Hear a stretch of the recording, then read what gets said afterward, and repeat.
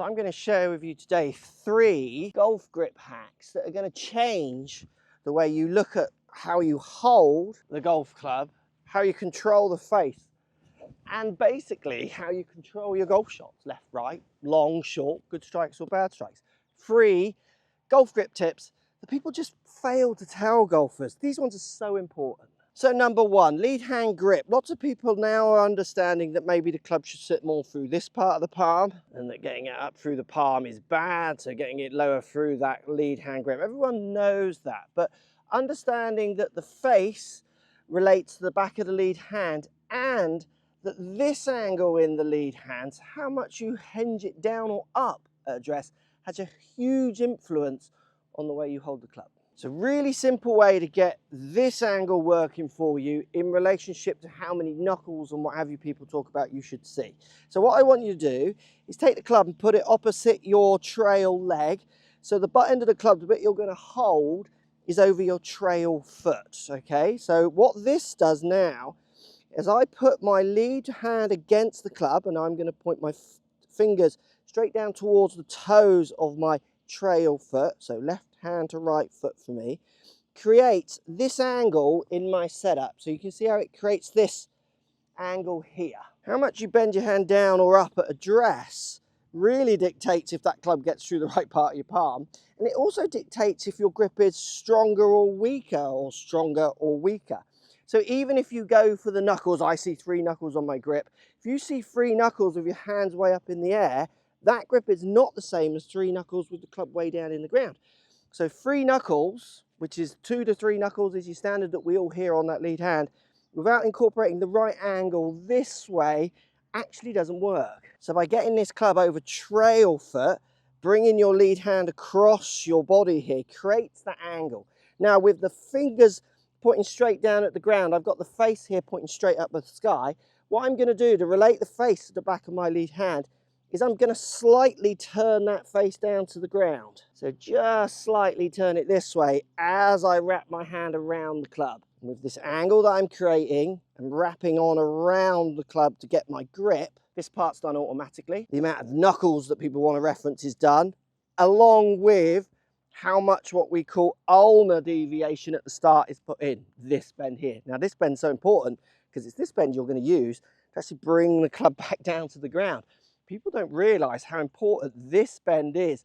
People are so occupied with these angles. Actually, what's more important for so many golfers is understanding this angle, how that wrist bends down on the downswing. Setting your grip up in a way that makes sure you've got that angle incorporated to your grip and the face is so important for controlling face. So your bullet points are club over trail foot, fingers down pointing at trail foot, which creates this angle in that lead hand. Make sure the club face is just slightly turning down to the ground and then wrapping around that club to bring it back. You're set to go. This works with driver as much as it does with your irons as well. Exactly the same idea. Face slightly down to the ground, wrapping around.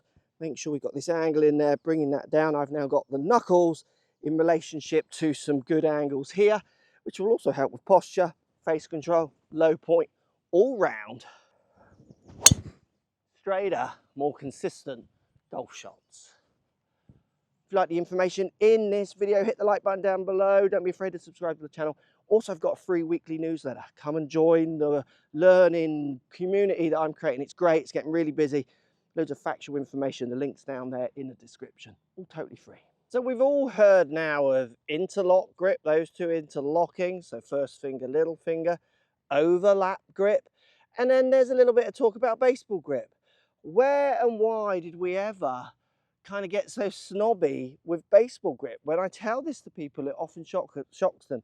Like, baseball grip is fine. I don't see any correlation on a big scale of this grip or this grip having more control or effect than a baseball grip. So the idea is around face control. It's built around that if you link your hands together, you're going to get them working more together. One's not going to take over more than another. So by overlapping, interlocking, linking them, they work as one unit.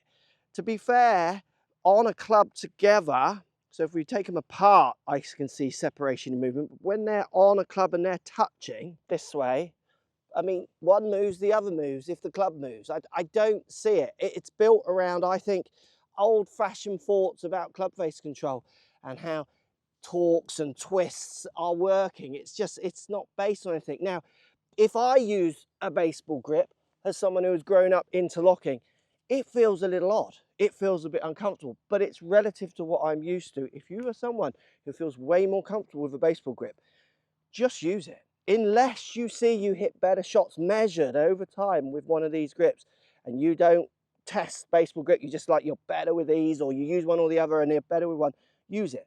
What I'm saying is I see all three of them as equal options. There are some discussions which make more sense, is that a baseball grip has all 10 fingers on the club. All 10 fingers are connected to the club.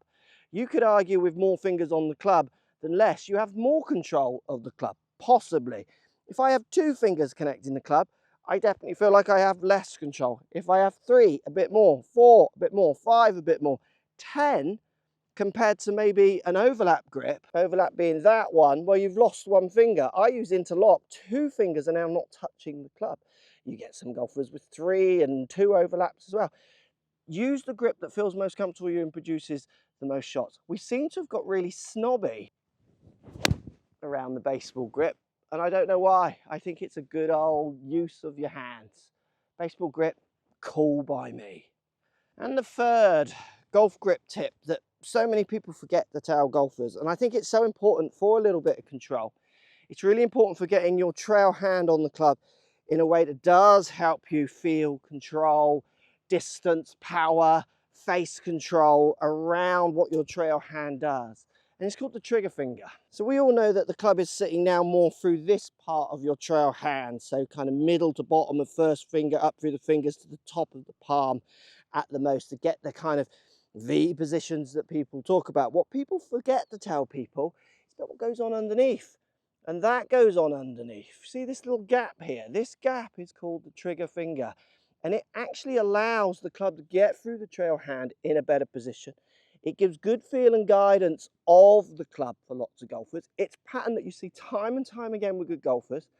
Where golfers who struggle a bit with face control, you seem to see more of a fist hold. So where they're there, see that's like a fist hold, holding it.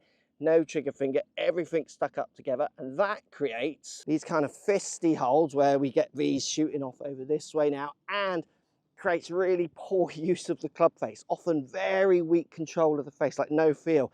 So I equate it a little bit to like holding a pencil. When you hold a pencil, pick up a pencil, you're going to find that I'm left-handed, that finger just separates. You're probably doing the same with your right hand. Not many people are just fist holding it and moving the pencil around because it doesn't feel like you've got the fine motor skills when you're fist holding. So making sure that trigger finger just separates, so the first finger on your trail hand from the rest of the trail fingers, totally helps the club get through the better part of the palm. And it completely allows golfers to feel like A, they can work their wrists in a better way, B, that then enables them to control the face in a better way. When they fist hold it, it's more of a brutal kind of almost like an axe hitting action, and it can create quite brutal swing movements, which encourage poor use of wrist angles, then in turn angles of attack, and we see lots of crashes. So trail hand, we know it's going diagonally through more of these fingers. What happens when you put it there is you are going to see the separation just slightly of that first finger. We're not talking down here, it's just a little bit of a trigger to help you feel the face, hopefully feel a bit more control of your wrists, and hit some better iron shots and drivers. All these tips across all of the clubs. Let me know if any of these make sense or don't.